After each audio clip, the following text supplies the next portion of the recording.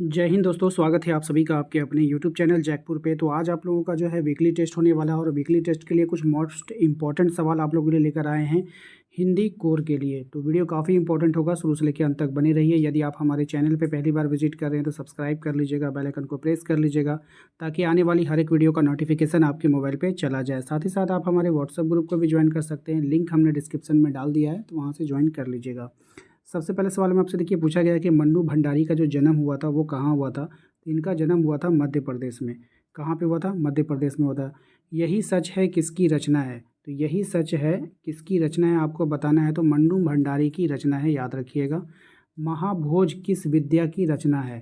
ठीक है, महाभोज किस विद्या की रचना है ये बतानी है आपको। तो राइट आंसर हो जाएगा आपका उपन्यास। ठीक है, अगला सवाल है आपका, रजनी की लेखिका कौन है? अब ये जो रजनी पाठ है इसका लेखिका का नाम बताना है। राइट आंसर हो जाएगा मन्नू भंडारी।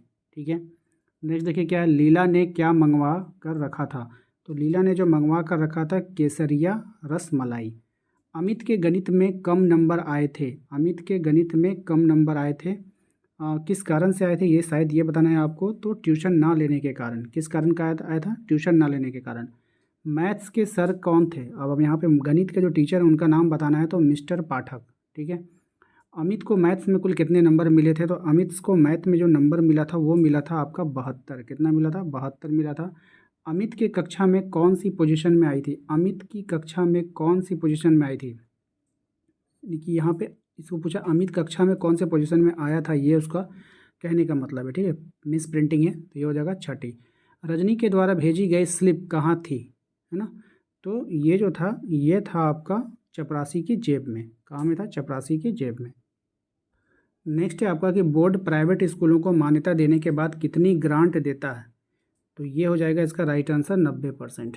रजनी रजनी किसी समस्या को रेखांकित किया गया है। रजनी में किसी समस्या को रेखांकित किया गया, किसी ने होगा किस होगा। ठीक है, किस समस्या को रेखांकित किया गया, थोड़ा सा यहाँ पे प्रिंटिंग मिस्टेक है। शिक्षा के व्यवसायीकरण की समस्या को, यानी कि शिक्षा को आजकल क्या कर दिए हैं लोग, बिजनेस बना दिए हैं।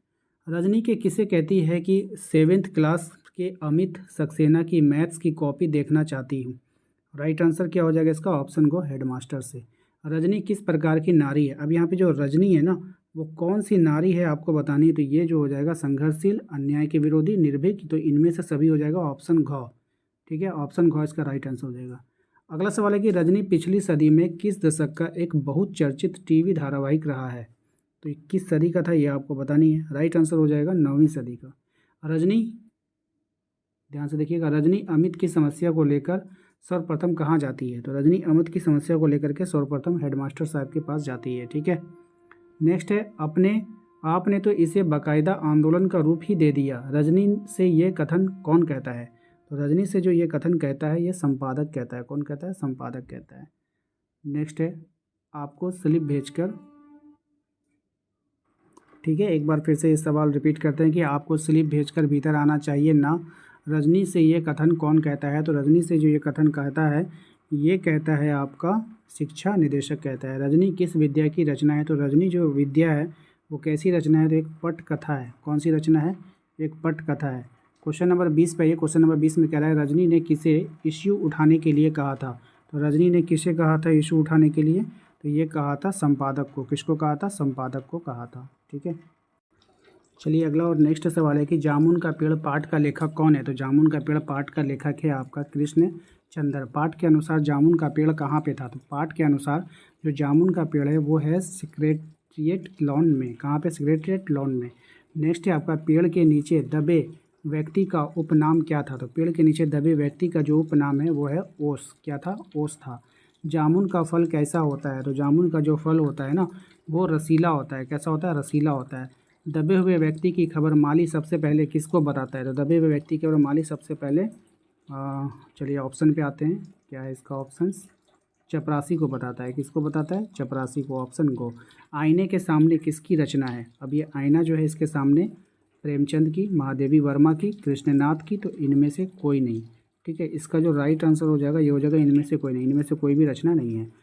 हम लोग इस पेड़ को नहीं हटा सकते, ये बात किसने कहा था? तो हम लोग इस पेड़ को नहीं हटा सकते ये कहा था सुपरिटेंडेंट ने कहा था। किसने कहा था? सुपरिटेंडेंट ने। अगला सवाल है हमारा कि निम्न में से कौन सी रचना कृष्णचंद्र के द्वारा नहीं लिखा गया है। तो कौन सी रचना नहीं लिखा गया है, तो हलवाहा। ठीक है। नेक्स्ट है आपका जामुन के पेड़ को सेक्रेटेरिएट के लॉन में किसने लगाया था। तो जामुन के पेड़ को जो लगाया था वो लगाया था आपका ऑप्शन ग। ठीक है, पिटोनिया के प्रधानमंत्री ने लगाया था। ठीक है। पेड़ काटने का आदेश किसने दिया था। तो पेड़ काटने का आदेश प्रधानमंत्री ने दिया था। कल फॉरेस्ट डिपार्टमेंट से आदमी आकर इस पेड़ को काट देंगे और तुम्हारी जान बच जाएगी। ये बात किसने कहा था। तो ये बात कहा था माली ने। किसने कहा, माली ने कहा। साहित्य अकादमी का मेंबर किसे बनाया गया। तो साहित्य अकादमी का जो मेंबर था वो बनाया गया कवि ओश को। ठीक है। अगला सवाल है पेड़ के नीचे दबे व्यक्ति के मरणोपरांत उसके परिवार वालों को वजीफा देने की बात किसने कही थी। तो ये बात कही थी साहित्य अकादमी के सेक्रेटरी ने कहा था। ठीक है। नेक्स्ट है आपका जामुन के पेड़ के गिरने से क्या कारण था। जामुन के पेड़ का जो गिरा था उसका कारण था झक्खड़। ठीक है।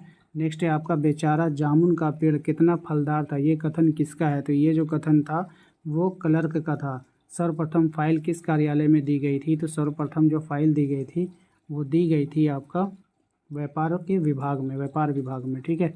नेक्स्ट क्वेश्चन है आपका दूसरी बार फाइल किस विभाग में भेजी गई। तो दूसरी बार जो फाइल भेजी गई थी वो भेजी गई थी आपका कृषि विभाग में। हॉर्टिकल्चर डिपार्टमेंट किस विभाग से संबंधित है। हॉर्टिकल्चर डिपार्टमेंट जो है फल फूल वाले पेड़ पौधों के विभाग से संबंधित है। नेक्स्ट है आपका जब ये पता चला कि दबा हुआ व्यक्ति कवि है तो सेक्रेटरीट की सब कमेटी ने क्या फ़ैसला लिया। तो उसने क्या फ़ैसला लिया था, फाइल कल्चरल डिपार्टमेंट को भेजी जाए। ठीक है, ये फैसला लिया था। इस पाठ में माली के किस प्रवृत्ति को दिखाया गया है। तो इस पाठ में माली के जो प्रवृत्ति को दिखाया गया है वो दयालु, यानी वो कैसा था, दयालु था, दयालु प्रवृत्ति को दिखाया गया है। लेखक जामुन का पेड़ पाठ के माध्यम से किस व्यवस्था पर व्यंग्य करता है। तो यहाँ पर जो ये व्यंग्य करता है कार्यालयीय व्यवस्था पर, यानी कि ऑफिशियल कामकाज पर व्यंग्य करता है। नेक्स्ट है आपका कि मेडिकल डिपार्टमेंट में जांच के लिए किसे भेजा था। तो मेडिकल डिपार्टमेंट में जांच के लिए जो भेजा था वो भेजा था सर्जन को। कवि के नव प्रकाशित रचना का क्या नाम था। तो कवि के नव प्रकाशित रचना का नाम था ओसे के फूल। ठीक है, ओस के फूल, सॉरी। पेड़ काटने का सुझाव किसने दिया था। तो पेड़ काटने का जो सुझाव दिया था वो दिया था माली ने। हॉर्टिकल्चर डिपार्टमेंट का जवाब किस दिन आया था। हॉर्टिकल्चर डिपार्टमेंट का जो जवाब आया था वो तीसरा दिन आया था। ठीक है। तो आशा करते हैं आप लोगों को आज का ये वीडियो पसंद आया होगा। वीडियो अच्छा लगा तो प्लीज़ वीडियो को लाइक कर दीजिएगा। चैनल पे पहली बार आएँ तो सब्सक्राइब कर लीजिए, घंटी वाले आइकन को दबा लीजिए ताकि आने वाली हर एक वीडियो का नोटिफिकेशन आपके मोबाइल पे जाए। इसके अलावा आप हमारे व्हाट्सएप ग्रुप को ज्वाइन कर सकते हैं, लिंक हमने डिस्क्रिप्शन में डाल रखा है, या नहीं तो दिए गए नंबर पर भी संपर्क कर सकते हैं। मिलते हैं हम लोग नेक्स्ट अगले वीडियो में। Thank you.